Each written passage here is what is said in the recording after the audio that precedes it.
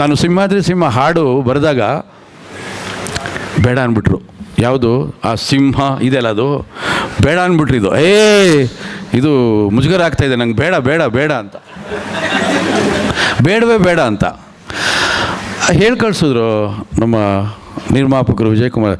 ಬೇಡ ಅಂತ ಹೇಳಿ ವಿಜಯ್ ಕುಮಾರ್ ಅದು ನನಗೆ ಅವರು ನನ್ನ ಹತ್ರ ಹೇಳೋಕ್ಕೆ ಸ್ವಲ್ಪ ಹಿಂದೇಟು ಹಾಕರು. ಏನೋ ಹೇಳಕ್ಕೆ ಬರ್ತಾಯಿದ್ರು, ಏನು ಅಂದರೆ ಏನಿಲ್ಲ ಹೊರಟೋಗೋರು, ಹೇಳ್ತಿರ್ಲಿಲ್ಲ ಅವರು.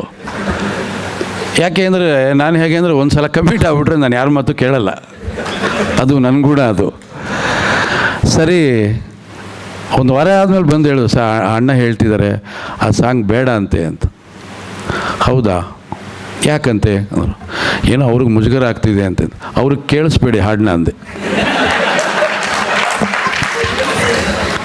ಅವ್ರಿಗಲ್ಲ ಮಾಡಿದ್ದು ಹಾಡೋದು, ಅವ್ರಿಗಲ್ಲ ಅದು, ಅವ್ರಿಗ ಅಲ್ಲ ನಮಗೆ. ಅವ್ರಿಗೆ ಕೇಳಿಸ್ಬೇಡಿ ಹಾಡನ್ನ. ಅದಾಯಿತು. ಅದಾದಮೇಲೆ ಆ ಸಿನಿಮಾದಲ್ಲಿ ಆ ಕುದುರೆ ಮುಂದೆ ಸಿಂಹಗಳೆಲ್ಲ ಬರ್ತಾ ಇರುತ್ತೆ. ಅದನ್ನು ಯಾರೋ ಹೋಗಿ ಹೇಳ್ಬಿಟ್ರು, ಅಣ್ಣ ಡೈರೆಕ್ಟ್ರಿಗೆ ಟೇಸ್ಟೇ ಇಲ್ಲ ಅಣ್ಣ, ಏನಣ್ಣ ಆ ಕುದುರೆ ಮುಂದೆ ಸಿಂಹ ಎಲ್ಲ ಹಾಕ್ಬಿಟ್ಟು ಗಲೀಜಾಗಿದೆ ಅಣ್ಣ, ಗ್ರಾಫಿಕ್ಸ್ ಎಲ್ಲ ಮಾಡಿ ಚೆನ್ನಾಗಿಲ್ಲ ಅಣ್ಣ ಅಂತ.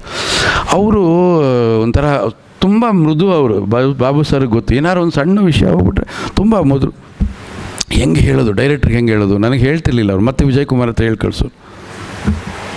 ಮಾತಾಡಲ್ಲ, ಅರ್ಜೆಂಟಿನ ಇದು ಹೆಂಗಿದೆ ಅಂದರೆ, ಈ ಬೀಗರು ಊಟಕ್ಕೆ ಹೋದ್ರೆ ಹಿಂದ್ಗಡೆ ನಿಂತಿರ್ತಾರೆ ಊಟ ಮಾಡೋವಾಗ, ಆ ಥರ ಶ್ರೀನಿವಾಸ್ ಅವರು ಆ ಥರ. ಈ ವಿಷಯ ಅವ್ರು ಹೇಳದೇ ಇದ್ರೆ ಜ್ಞಾಪಿಸೋಣ ಅಂತ ಇಲ್ಲೇ ನಿಂತಿದ್ದೀನಿ. ಹಾಗೆ ಸರಿ. ಆಮೇಲೆ ಕೊನೆಗೆ ವಿಜಯಣ್ಣ ಬಂದರು. ಅವರು ಮುಜುಗರ ಒಂದು 10 ದಿವಸ ಆದಮೇಲೆ ಹೇಳಿದ್ರು, ಅದು ಆ ಕುದುರೆ ಜೊತೆಯಲ್ಲಿ ಸಿಂಹ ಎಲ್ಲ ಬರೋದು ಏನೋ ಅದಷ್ಟು ಏನೋ ಅಣ್ಣ ಫೀಲ್ ಮಾಡ್ಕೋತಾ ಇದ್ದಾರೆ. ಸರಿ, ಹೌದಾ, ನಾನು ಮಾತಾಡ್ತೀನಿ ಅಂತ ಹೋದೆ ನಾನು. ಅದೇ ಏನೋ ಹೇಳಿದ್ರಂತಲ್ಲ, ಏನು ಅಂದರು. ಅದೇನು ಕುದುರೆ ಜೊತೆಯಲ್ಲಿ ಸಿಂಹ ಬರೋದು. ಕುದುರೆ ಜೊತೆಯಲ್ಲಿ ಹೆಂಗೆ ಸರ್ ಸಿಂಹ ಬರುತ್ತೆ? ಕುದುರೆ ಜೊತೆಯಲ್ಲಿ ಸಿಂಹ ಬರ್ತಾ ಇಲ್ಲ, ಸಿಂಹದ ಜೊತೆಯಲ್ಲಿ ಸಿಂಹ ಬರ್ತಾ ಇದೆ ಅಂತ.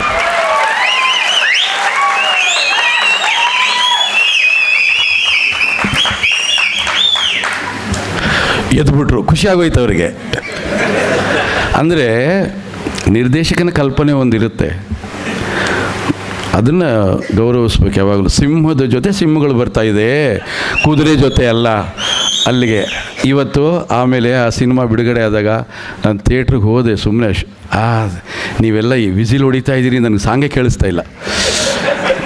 ಇವತ್ತಿಗೂ ಯಾವುದೇ ನಾಯಕರಿರಲಿ, ಅವರೆಂಥ ನಾಯಕರಿರಲಿ, ಯಾವುದೇ ಕೇಡಿ ಇರಲಿ, ಯಾವುದೇ ರೌಡಿ ಇರಲಿ, ಅವ್ರು ನಡ್ಕೊಂಬರೋಗಿ ಹಾಡಾಕ್ತಾರೆ.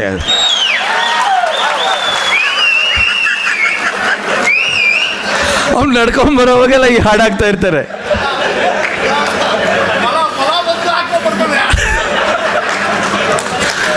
ಹಾಗೆ ಕೆಲವೊಂದು ಯಾವ ಸಂದರ್ಭದಲ್ಲಿ ಹುಟ್ಕೊಳ್ಳುತ್ತೆ ಗೊತ್ತಾಗಲ್ಲ, ಅದಕ್ಕೆ ಆಯಸ್ಸು ಎಷ್ಟು ಅಂತ ಗೊತ್ತಾಗಲ್ಲ.